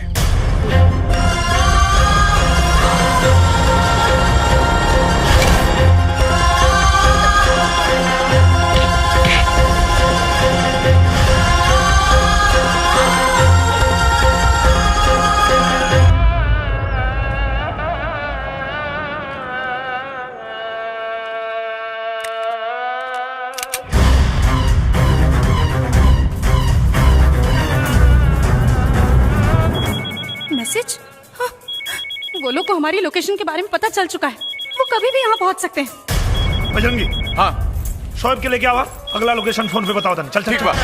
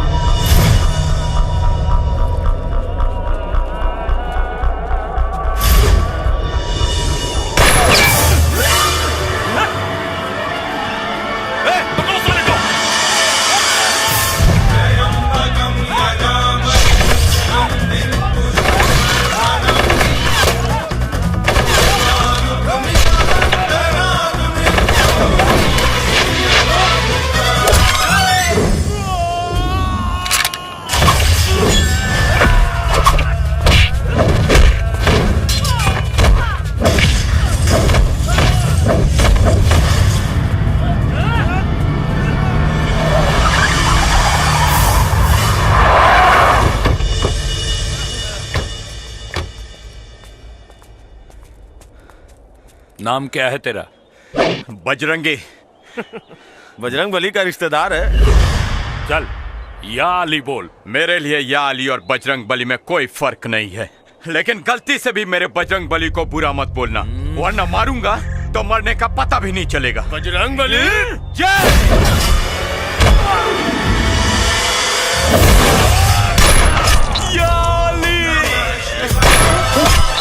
बजरंग बली।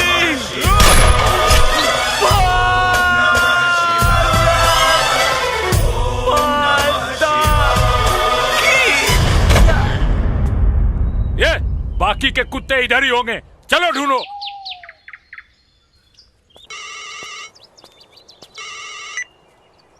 हाँ शोएब। हाँ हम बस पहुंचे। हेलो शोएब। हेलो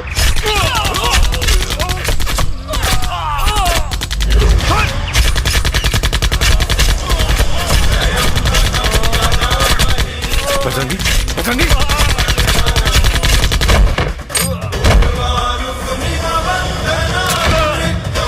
बजरंगी, बजरंगी।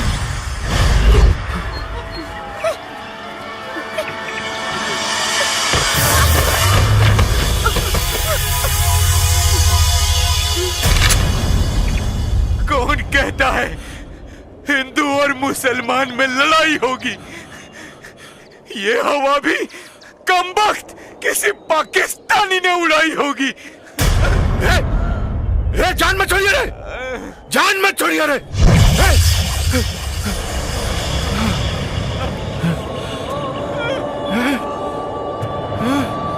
हे बजरंगी, हे बजरंगी, बजरंगी उठना रे।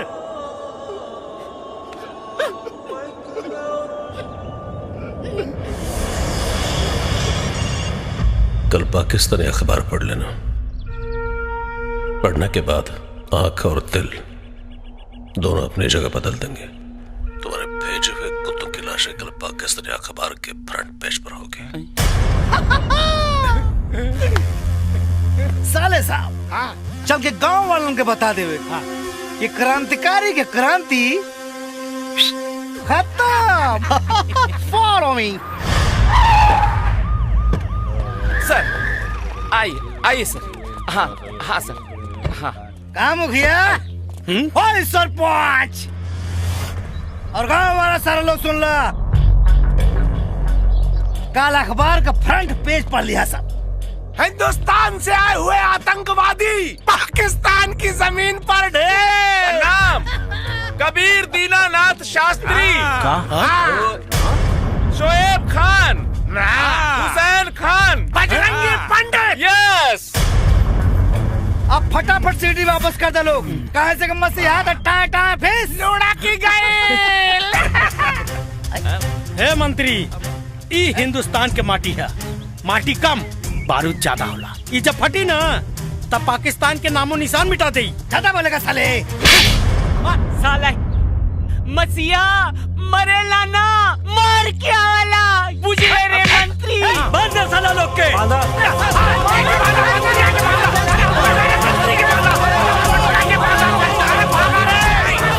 गेला जनता की असली ताकत। सब अब सारे तो लोगों के मर ध्वंस विध्वंस हो जाई। मंत्री मुखिया जी हमर कबीर आ शोएब न जाने पाकिस्तान में कौन हालत में हुई लोग। सरपंच चाचा ये हमार मन के विश्वास कहता कि वो लोग जरूर लौट के आई, काहे से कि बाबा विश्वनाथ की नगरी के माटी पाकिस्तान के चांद पर अगर गलती से भी पड़ जाए ना तो ओकर दामन से हमेशा से दाग निकाल दी।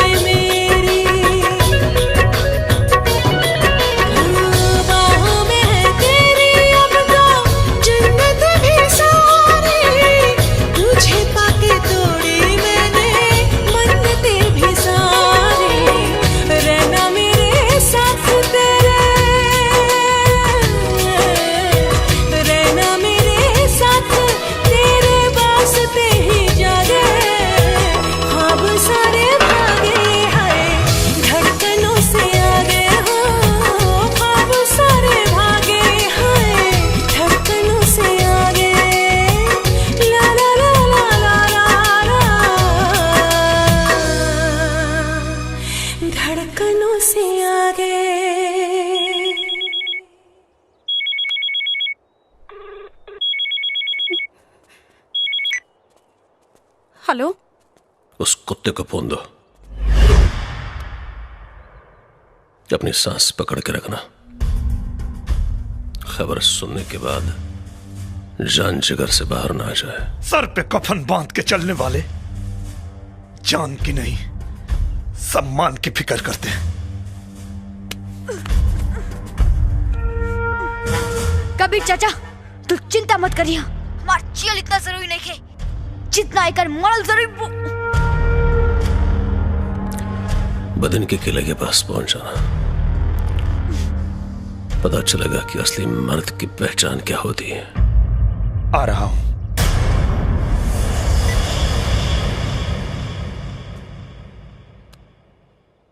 क्षमा तो नहीं मांगूंगा, क्योंकि प्यार और जंग में सब कुछ जायज होता है। शायद आप न होती तो दाऊद को यहां तक नहीं ला पाते। अब देखते हैं तकदीर जीत की माला किसे पहनाती है। आपने इतना साथ दिया, बहुत शुक्रिया। आप जा सकती हैं।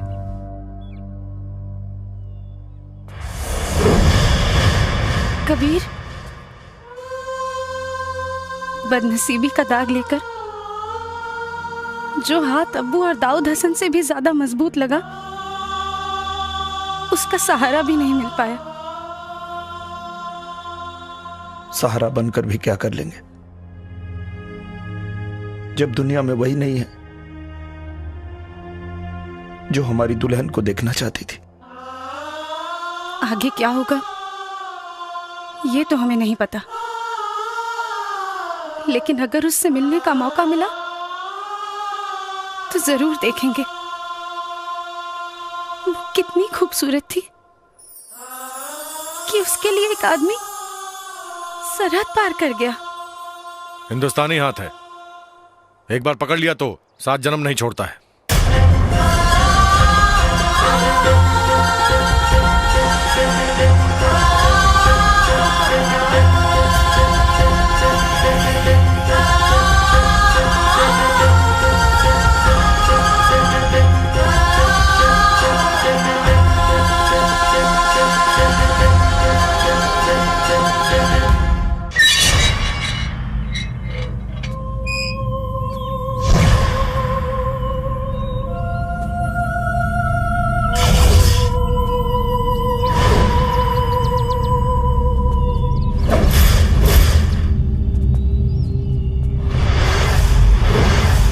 औरत को मोहरा बनाकर मर्द होने का फक्र करता है।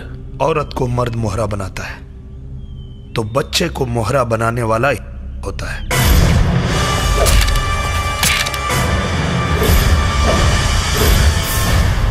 ठहरिए हसन साहब, मौत के सौदागर कभी किसी मुल्क की सियासत के बादशाह नहीं बन सकते। शहनाज! अल्लाह के वास्ते कुछ मत कहिए अब्बू। आपकी असलियत जानने के बाद हमारा भ्रम टूट चुका है कि हमारे अब्बू एक नेक इंसान है। आप तो एक दहशतगर्द हैं। ये ज़बान तेरी नहीं, इस काफिर की है। शहनाज, इसके बदन का खून आपके पैर का महावर बनेगा। फिर लगा दीजिए आप अपनी पूरी ताकत इन्हें मारने में, और हम अपनी पूरी ताकत लगाएंगे इनकी जान बचाने में। मुराद लड़के,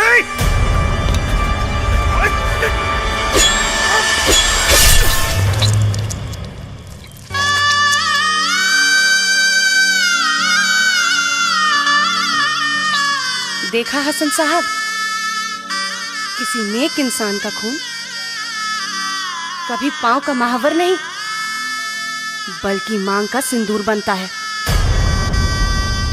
अब दहेज में कफन भी तैयार रखना शहनाज। दहेज में कफन नहीं दाऊद हसन, पूरा पाकिस्तान लेके जाऊंगा।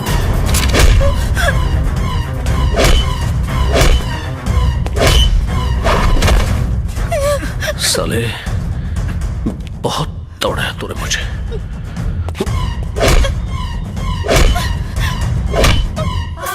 मार दाऊद हसन, और मार। इतने में थक गया तू, अभी तो तुझे और भगाऊंगा। तेरे घर से निकालकर 150 किलोमीटर लाया, अब तेरे मौत की सीमा रेखा 13 किलोमीटर बची है दाऊद हसन। मार जितना मार सकता है। रुक जाओ दाऊद हसन, वरना तुम्हारी ये माशुका तुम्हारी तकदीर का फैसला कर देगी। अपने आदमियों से कह दो कि बंदूकें फेंक दे।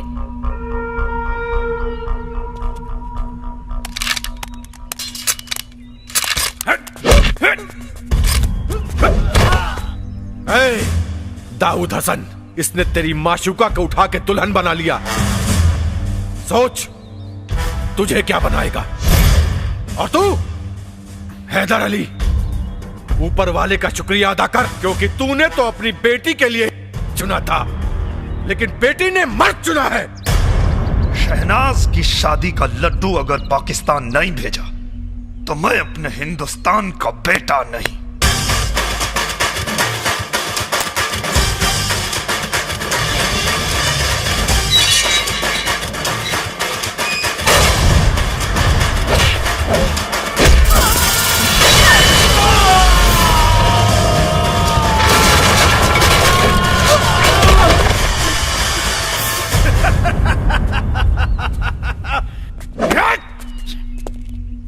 एक अदना सा वो काफिर हिंदुस्तानी हमें ये बता गया कि जिसे हमने शेर समझा था मर्द, वो यकीनन गीदड़ है। गीदड़ गीदड़।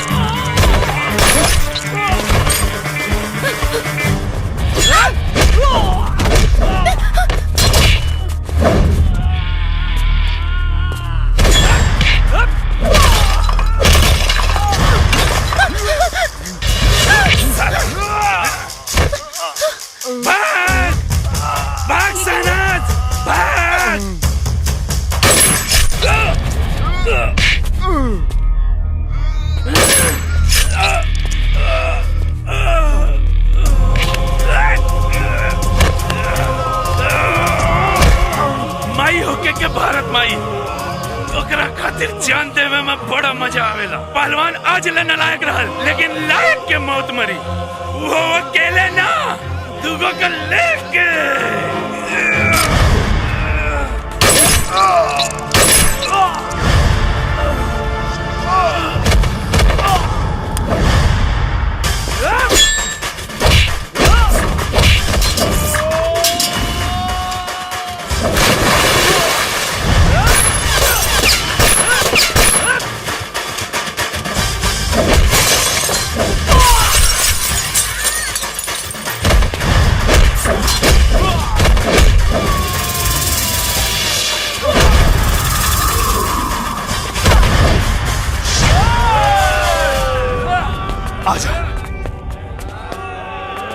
एक हिंदुस्तानी आज तुम सबको दौड़ाएगा, और मुंह दिया पूरा हिंदुस्तान तो तेरा मुल्क बह जाएगा।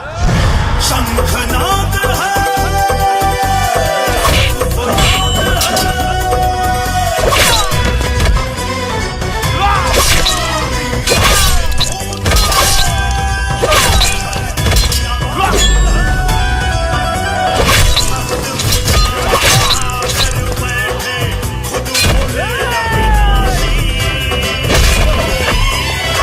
कबीर!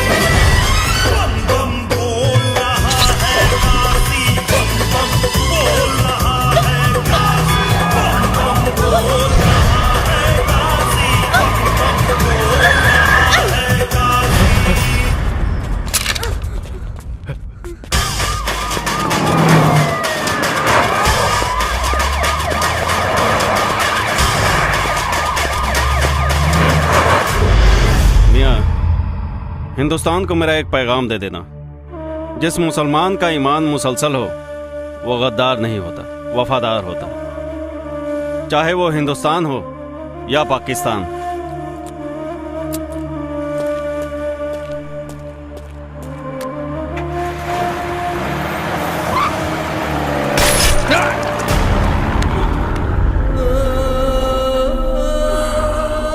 कुत्ता साला, मुझे मालूम था वतन के साथ तू गद्दारी करेगा।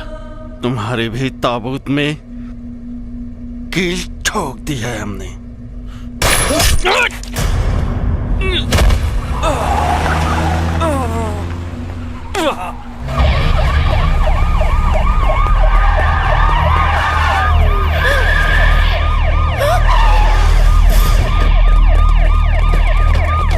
फायर कोई नहीं करेगा, हमें इस काफिर को जिंदा पकड़ना है।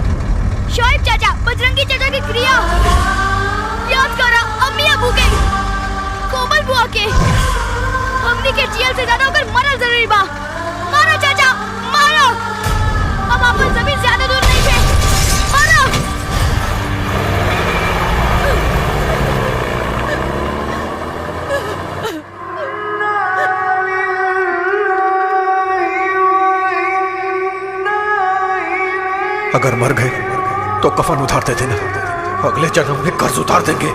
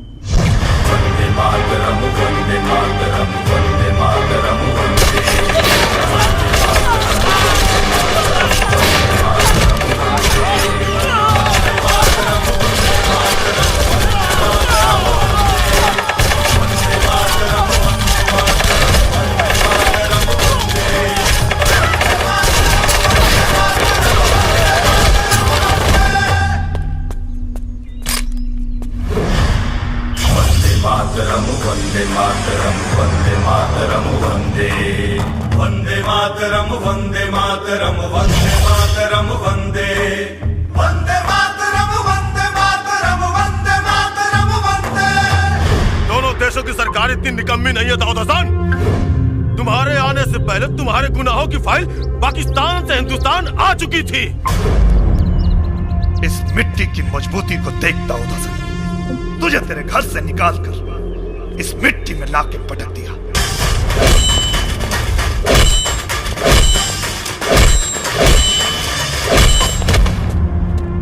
इन कदमों को देख दाऊद हसन, तुझे पता चलेगा कि बेटे की जगह हमेशा बाप के पैरों में होती है।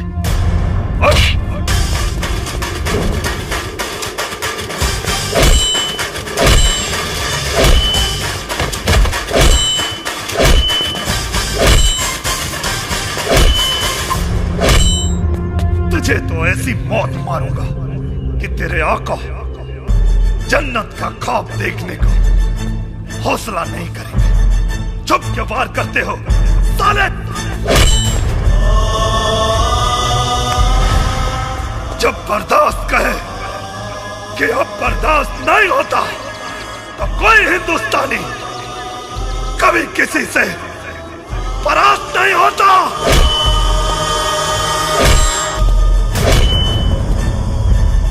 अब की जंग छिड़ी तो चेहरे का खौफ बदल देंगे।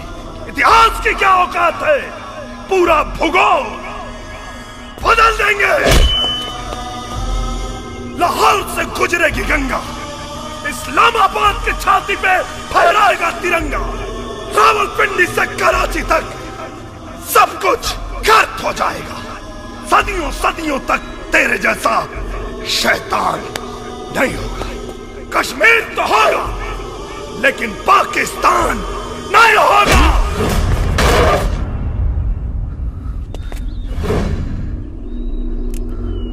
हो गया तो सुन, अपने दिमाग को जरा सा जोर डालो। जब तक जिंदा हूं तेरे हिंदुस्तानी सिस्टम के गोदी में बैठकर बिरयानी खाता रहूंगा। दाऊद हसन, हम फिर से ना वो गलती दोहराएंगे और ना ही किसी आतंकवादी को बिरयानी खिलाएंगे।